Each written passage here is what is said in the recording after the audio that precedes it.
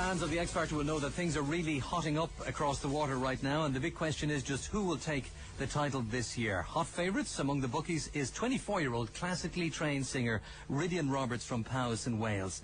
Last Saturday night's stunning performance of You Raise Me Up united the judges in their praise for him. Rydian, it is so nice to see you just stood here looking like a handsome man that you are. I now know that you are capable of making a serious record. You're definitely going to win this, you know. It's one of the best versions I've ever heard. And the thing about you, Rydian, is you are a true professional. I know you're a really nice guy, and I know you're going to have a massive career, whether you win or lose this competition. You're going to be a star. Thanks so much. High praise indeed. Well, he's in the middle of a very busy schedule right now, but he's taken time out just because he loves the Irish to talk to us this afternoon. Rydian, how are you? Tell me, are you enjoying your stint on the X Factor? Is it hard? I'm enjoying it, you know. I mean, there's a lot of pressure, but by and large, it's a great experience. Well, there's somebody here who works on our radio programme. Her name is Brenda Donoghue, and she's a mad fan of yours, and she'd like to say hello to you, Rydian. Say hello, yeah. Brenda. Hi, Rydian, how are you? Brenda, I'm loving. And yourself? Do you know what? Can I be your first official groupie? Brenda, you more than welcome. I'd love you to be. No, listen, come here. I was looking at you on stage on Saturday night, and I have to say it was just electrifying. I love music. I love going to shows. I have groupie potential. But I am telling you, I have never been more excited about an artist.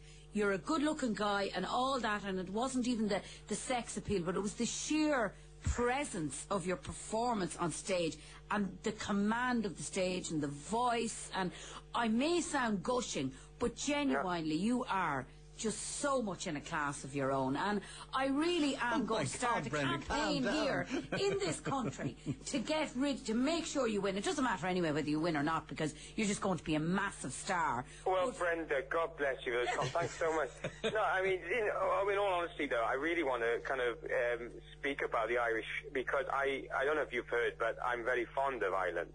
And every time I go there, I always get a cracking welcome. Everybody's so lovely. And I met some wonderful people at boot camp from Ireland called Jolene and Patrick. Yeah.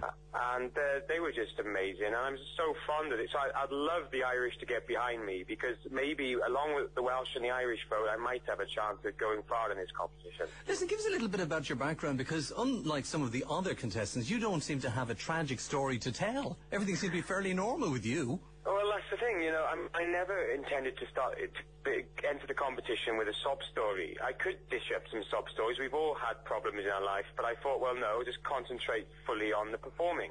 And so the trouble with that was, of course, the TV program had to make me into a story, so they made me into the villain. The guy who's sort of up himself and, arrogant, whatever. And that was quite hard to take initially, because it wasn't actually who I am and what I stand for. But I think tide has turned now. The people have got to see the real me on stage. Yeah, well, I read in one of the Welsh newspapers a couple of weeks back that you were saying that they really were moulding this image for you with the producers each week when they're putting you on stage. They were dressing you in costumes you wouldn't necessarily wear, and they were making you seem, or they were encouraging you to be a little bit more arrogant than you actually are. That's Is that right. true? I mean, some of it's true.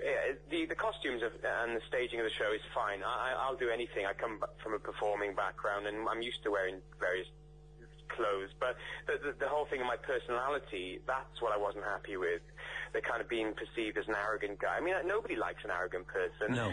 I am quite confident when it comes to performing on stage. I am, because that's what I've trained for. I've trained 7 years to do this. But off stage, I'm a different person, and they were trying to make me out to be some sort of egotistic maniac, which I didn't like that, and nor did my friends and family, who got very upset with the kind of comments in the press. I don't know if you saw an article in the Guardian newspaper which said, can I read a little bit of it to you? Sure. Well, I don't want you getting upset on air with us now today, because we love you, you see.